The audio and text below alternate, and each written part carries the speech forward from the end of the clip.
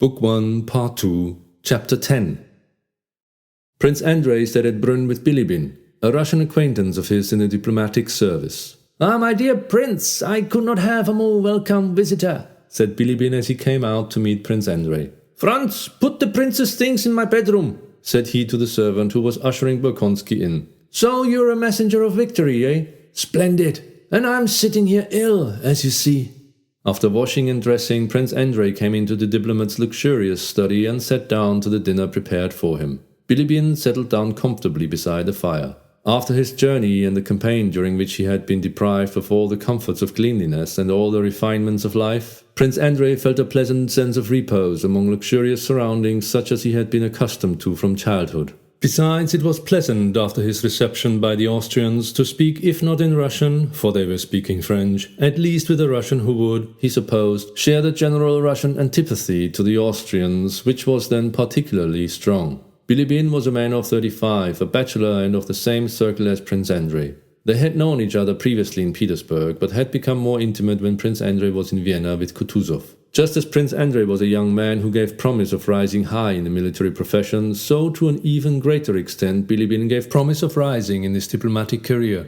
He was still a young man, but no longer a young diplomat, as he had entered the service at the age of 16, had been in Paris and Copenhagen, and now held a rather important post in Vienna. Both the foreign minister and our ambassador in Vienna knew him and valued him. He was not one of those many diplomats who are esteemed because they have certain negative qualities, avoid doing certain things and speak French. He was one of those who, liking work, knew how to do it and despite his indolence would sometimes spend a whole night at his writing table. He worked equally well whatever the import of his work. It was not the question what for, but the question how that interested him. What the diplomatic matter might be he did not care, but it gave him great pleasure to prepare a circular, memorandum or report skillfully, pointedly and elegantly.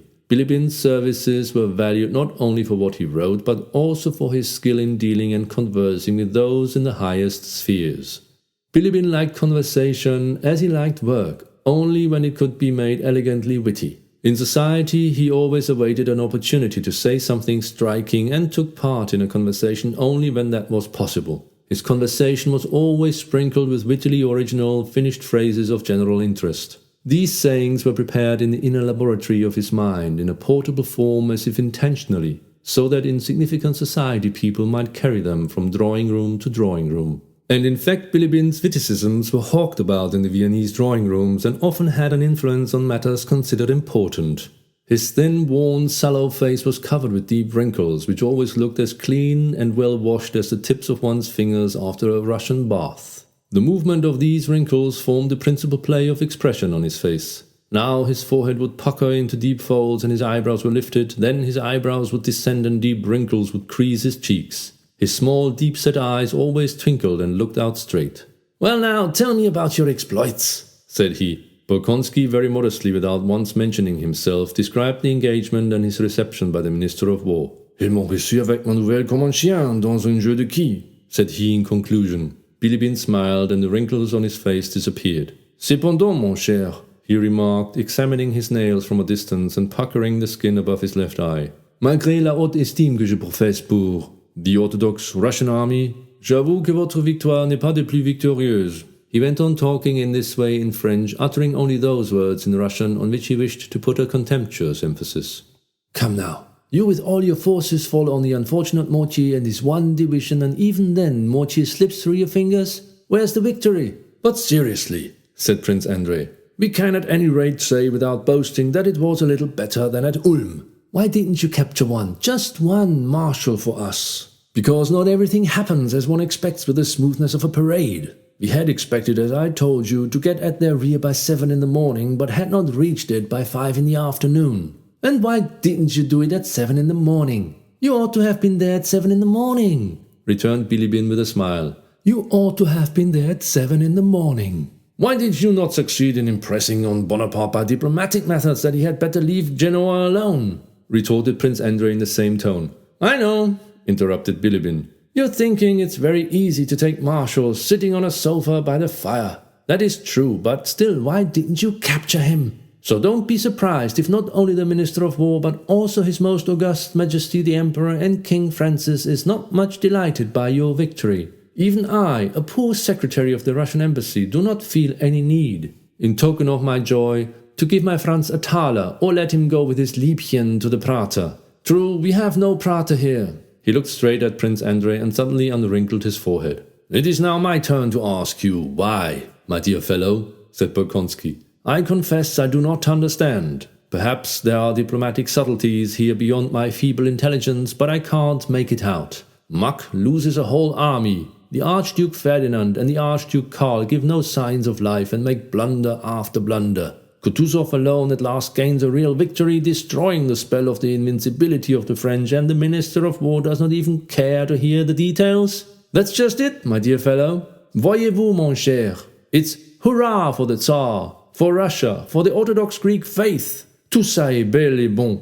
But what do we, the Austrian court, care for your victories? Bring us nice news of a victory by the Archduke Karl or Ferdinand. An Archduke vaut l'autre, as you know. And even if it is only over a fire brigade of Bonaparte's, that will be another story and will fire off some cannons. But this sort of thing seems done on purpose to vex us. The Archduke Karl does nothing. The Archduke Ferdinand disgraces himself. You abandon Vienna, give up its defences, comme si vous nous disiez. Heaven is with us, but heaven help you and your capital. The one general whom we all loved, Schmidt, you exposed to a bullet, and then you congratulate us on the victory. Admit that more irritating news than yours could not have been conceived. C'est comme on fait exprès. Comme on fait exprès. Besides, suppose you did gain a brilliant victory. If even the Archduke Karl gained the victory, what effect would that have on the general course of events? It's too late now when Vienna is occupied by the French army. What?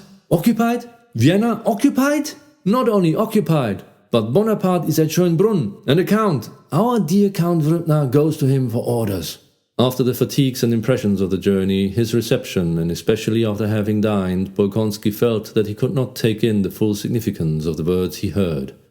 "Count Lichtenfels was here this morning," Bilibin continued, "and showed me a letter in which the parade of the French in Vienna was fully described. Prince Murat et tout le tremblement. You see that your victory is not a matter of great rejoicing and that you can't be received as a savior. Really, I don't care about that. I don't care at all," said Prince Andrei, beginning to understand that his news of the battle before Krems was really of small importance in view of such events as the fall of Austria's capital. "How is it Vienna was taken? What of the bridge and its celebrated tête de pont?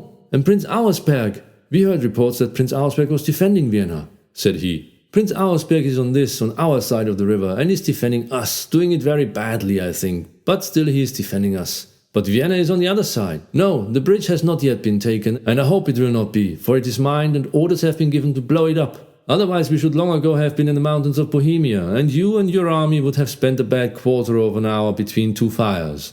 But still, this does not mean that the campaign is over," said Prince Andrei. "Well, I think it is. The bigwigs here think so too, but they daren't say so. It will be as I said at the beginning of the campaign. It won't be your échauffourée de Dürrenstein or gunpowder at all that will decide the matter, but those who devised it," said Bilibin, quoting one of his own mots, releasing the wrinkles on his forehead and pausing. "The only question is what will come of the meeting between the Emperor Alexander and the King of Prussia in Berlin. If Prussia joins the Allies, on forcera la main à l'Autriche, and there will be war. If not, it is merely a question of settling where the preliminaries of the new Campoformio are to be drawn up." "What an extraordinary genius!" Prince Andrei suddenly exclaimed, clenching his small hand and striking the table with it. "And what luck the man has!"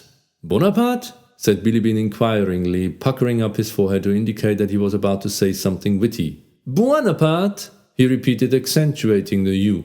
"I think, however, now that he lays down laws for Austria at Schönbrunn, il faut lui faire grâce de lui. I shall certainly adopt an innovation and call him tout court Bonaparte." "But joking apart," said Prince Andrei, "do you really think the campaign is over?"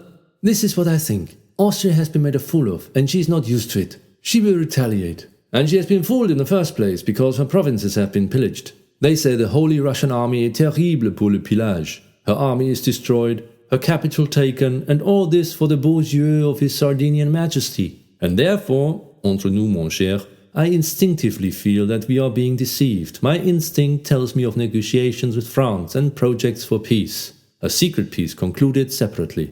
"Impossible!" cried Prince Andrei. That would be too base. Qui vivra verra, replied Bilibin, his face again becoming smooth as a sign that the conversation was at an end. When Prince Andrei reached the room prepared for him and lay down in a clean shirt on the feather bed with its warm and fragrant pillows, he felt that the battle of which he had brought tidings was far, far away from him. The alliance with Prussia, Austria's treachery, Bonaparte's new triumph, tomorrow's levee and parade, and the audience with the Emperor Francis occupied his thoughts. He closed his eyes, and immediately a sound of cannonading, of musketry, and the rattling of carriage wheels seemed to fill his ears. And now again, drawn out in a thin line, the musketeers were descending the hill. The French were firing, and he felt his heart palpitating as he rode forward beside Schmidt with the bullets merrily whistling all around. And he experienced tenfold the joy of living, as he had not done since childhood. He woke up. Yes, that all happened, he said, and smiling happily to himself like a child, he fell into a deep youthful slumber.